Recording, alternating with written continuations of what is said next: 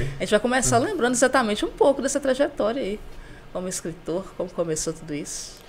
Gente, aqui, os meus pais, assim, eles sempre falavam comigo assim, olha, se eles nunca entraram, né, na faculdade, eles concluíram o ensino médio há pouco tempo, minha mãe pela EJA, meu pai pelo INSEJ, eles não tiveram oportunidade de estudar, mas eles sempre falaram comigo assim, olha, pega firme com os estudos, tem que ler bem, escrever bem. E eu gostava mesmo, assim, daqueles momentos de leitura, porque a leitura me permitia viajar e meio que esquecer os problemas que eu tinha dentro de casa, os problemas da vida real. O fato que quando o Daniel abria um livro, ele esquecia da vida dele mesmo para viver a vida dos outros personagens, que era muito mais divertida, né? Então era um momento de paz, um refúgio. E começou, assim, esse amor pela leitura, pela oportunidade mesmo de viajar. E depois eu senti a necessidade de escrever um pouquinho daquilo que eu sentia, como meio que um desabafo, aquela coisa da adolescência também, de tudo é muito intenso, então eu preciso conversar com alguém, contar para alguém, e eu contava pro papel. E depois, a partir da ficção, começar a criar personagens, principalmente personagens que são pessoas com deficiência, em busca de uma representatividade de algo que para mim era necessário e que eu não enxergava nessa cultura pop, né? Que era, assim, a ausência de pessoas como meu irmão.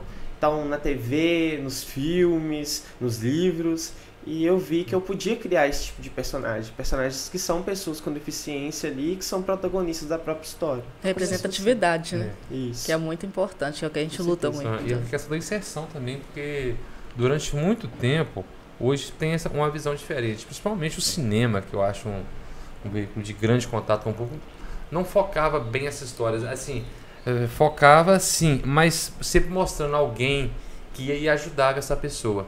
Eu acho que o primeiro filme que eu vi, que baseado num fato real, que me chamou a atenção, foi Meu Pé Esquerdo. Até o Daniel Day-Lewis ganhou o Oscar, né, de melhor ator, baseado também num livro de história real, que a única coisa, o único órgão, assim, parte do corpo que tinha funcionamento além da linguagem, que ele conversava com certa dificuldade, era o pé esquerdo dele, e o cara tornou-se pintor, e justamente foi ele que deu aquele sustento da família. Isso é uma história verídica passada na Irlanda, e vale até a pena ver esse filme de 89, 90. Bacana, eu não conhecia. Não vale a pena. Também, não vale a pena ver.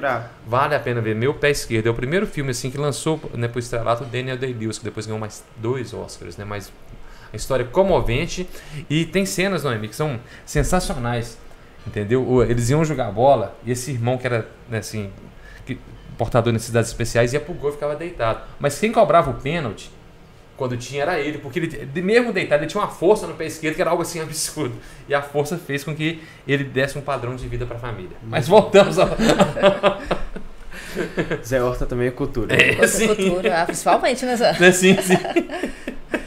Então você começou mesmo com essa influência, né, da família, o incentivo da família, lendo, porque para escrever também é muito importante. Precisa ler muito, né? A leitura, né? Sim. Com certeza. Você lembra, assim, um livro que te marcou na infância? Gente, eu lembro de um livro em específico. Eu li, assim, Menino Maluquinho, li muito Maurício de Souza, mas eu lembro de ter lido Gorducha, da Marilene Godinho, que trazia um contexto de bullying ali dentro da escola. Sim. E bem numa época que eu tinha acabado de aprender a ler, sabe? E o livro havia sido indicado por uma professora. Eu lembro de como foi gostoso, sabe? Deitar na cama lá, abrir o livro à noite antes de dormir e fazer a leitura. Então, acho que é uma das minhas primeiras lembranças, assim, de uma leitura, assim, não tão longa, mas uma leitura que me marcou. Mas eu li muitos livros também, mais fininhos, aqueles de coleção, para introdução, e aí depois eu fui caminhando. Um outro livro que me marcou muito, um livro de uma autora norte-americana chamado A Jornada. Eu lembro exatamente da sensação que era a ansiedade por esperar o momento de ler o livro. Porque a escola onde eu estudava, lá em Santa Bárbara, tinha um projeto em que as professoras levavam caixas de livros para a sala de aula. Então, por exemplo, o sexto ano tinha caixa de livro do sexto ano e a gente tinha horários na semana reservados para leitura. E aquela mesma caixa ia toda semana. Então a professora chegava, a gente ia, pegava o livro que queríamos ler. Eu lembro que eu comecei esse livro nesse sistema, e como ele não ficava na biblioteca, eu não dava para levar ele para casa, porque às vezes ele ia passar por outras turmas, né? Então era assim, uma ansiedade para chegar o momento de ler aquele livro, de saber o que ia acontecer com as meninas, porque tinha toda literalmente uma jornada, né? Assim como o título de as meninas saírem meio que em busca de um milagre para salvar a mãe delas. Então elas vão ter que enfrentar um rio, vários perigos, e aquilo ali, ver crianças, que eu era também uma criança, vivendo aquilo tudo, me causava assim, diversas sensações, sabe? Então era muito gostoso essa vivência. Então são alguns livros que marcaram ali bem no início dessa trajetória. E você falou uma coisa interessante, eu também sou, apesar de ser mais velha que você, mas eu também sou desse tempo da biblioteca na escola, da enciclopédia de Barça, eu sou da enciclopédia de Barça. Não, você pesquisava, que você fazia resumo de livro, que era uma coisa assim, você tinha mesmo que ler aquilo. Hoje as coisas são mais fáceis, tem gente que tenta, dá um Google. Sim, dá um Google. Dá o Google, acha o resumo pronto. Eu sou daquela época que você tinha que ler. Sim, eu também sou um pouquinho mais velho que vocês, né? Eu me recordo, certa vez, só a questão da pesquisa, tinha um professor de história que pediu pra gente falar das capitanias hereditárias, não das que deram sucesso, né? Que é São Vicente de Pernambuco, mas as que fracassaram. Gente, a dificuldade que foi para achar a época conteúdo sobre todas as outras, achar conteúdo que só falava dessas duas, né? Era a época da pesquisa, literalmente. Era a pesquisa na raça, né? O Google hoje dá essa possibilidade, a internet, né? A informação está na palma da mão de todo mundo. Sim, palma da mão. Mas a gente nós éramos estudantes raiz, né? A gente diz raiz literalmente. Era uma época a questão da pesquisa. E até perguntar, e na escola, até te interrompi, né? As professoras incentivavam bastante esse hábito da leitura? Muito. Até, acho que mais ou menos o meu 8º ano do ensino fundamental, 9º ano, a gente não tinha computador em casa. Então, assim, internet no celular era dados móveis, então roça, então tudo muito fraquinho. Meu contato mesmo era com papel. E eu era apaixonado por biblioteca. Encantado, assim, ratinho mesmo, daquele que gosta, que ia buscando ali no acervo aquilo que encantava. E eu procurava sempre as professoras para, às vezes, pedir uma ajuda para entrar na biblioteca quando a biblioteca estava fechada, ou uma dica de leitura. E os meus professores, assim, sempre me incentivavam muito. Eu lembro uma professora, assim, uma das minhas primeiras professoras, no final do ano, ela deu um livro para cada aluno. Eu tenho até hoje o livro com a dedicatória e tal. No final, assim, tia Andreísa. Eu lembro do quanto que eu chorei no dia de despedir dela, quando eu descobri que no ano seguinte eu não ia estudar com ela. Porque eu gostava tanto daquele contato, sabe? Daquele incentivo. E na escola, onde eu passei, assim, os meus 10 primeiros anos, né, da vida escolar, Escola Estadual no Senhor Rocha, sempre tinha recital de poesia, coisa do tipo. Eu era um aluno mais introspectivo, mas para essas coisas eu me abri, eu gostava muito. Então, assim, era o meu momento. Sim, eu também era. Estamos aqui, digamos, ainda. Aproveitar aqui a abertura, eu vou falar da escola que eu estudei, Sim. Mas que sempre também incentivou os concursos literários. É isso. Eu estudei em Bom Jesus, né? E na época não tinha essa coisa, era mais a redação dentro de sala que a gente fazia.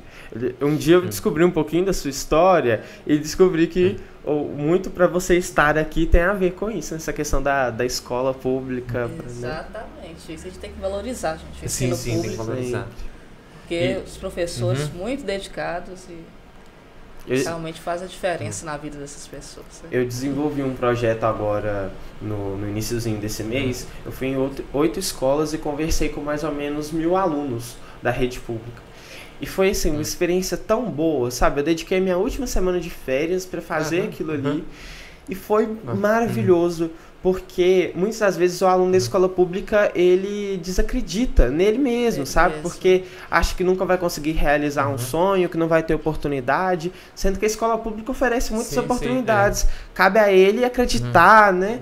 E se agarrar aqui. Sim, ele tem o objetivo traçar uma meta que a escola pública, sim, tem uma base, né, excelente. Muitas vezes as pessoas desdenham. Eu tenho um amigo, né, que estudou em escola pública, né? Hoje ele é professor universitário, parabéns, mas professor universitário em Bari, na Itália, saiu de Bom Jesus do Galo, então tem um motivo de orgulho pra gente. Com certeza. Então não importa onde você está, né? Depende de você, da sua dedicação, e isso a gente sempre valorizou, buscou valorizar muito essa questão do estudo. Eu falo porque eu sempre fui também muito incentivadora do estudo. os esforços. Sou aquela pessoa que até acumulava, guardava prova. Eu tenho prova da época do ensino médio. Eu guardo caderno, tudo. Guardo também. Os meus cadernos são guardados. Assim, eu achei que só eu tinha essa mania, então achei mais um eu guardava as minhas cadernetas na época que vinha com as guardo notas. cadernetas. Entendeu? Eu tenho dificuldade de Então eu tenho algumas, escola.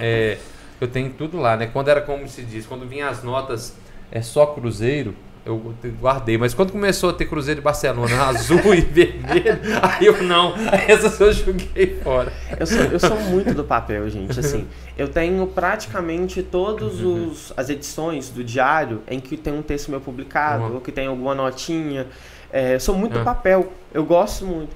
Eu não sei se é aquela coisa assim de envelhecer e depois poder mostrar, olha, eu fiz isso. Sim, mas parece que fica mais documentado. Passa uma visão mais de realidade. Sim. Até a gente que trabalha em jornal, a gente tenta sempre puxar a farinha pro nosso lado, né? A gente fala, claro, que o impresso ainda tem a questão da credibilidade. Isso eu acho muito importante pra gente. Tem isso, passa credibilidade. Né? Essa não que os outros jogam longe disso, gente. Mas para uma geração isso, não, se tá no papel, né, eu confio. Mas eu vejo sim, pelo menos, a questão do impresso. Hoje, se me falassem, Daniel, você precisa fazer uma pesquisa e saber de algo que aconteceu em Caratinga há determinado tempo. O primeiro lugar que eu viria seria ao diário, procurar, porque eu sei que aqui eu vou encontrar pelo menos um exemplar das edições. Nós temos arquivos. Temos arquivos, né?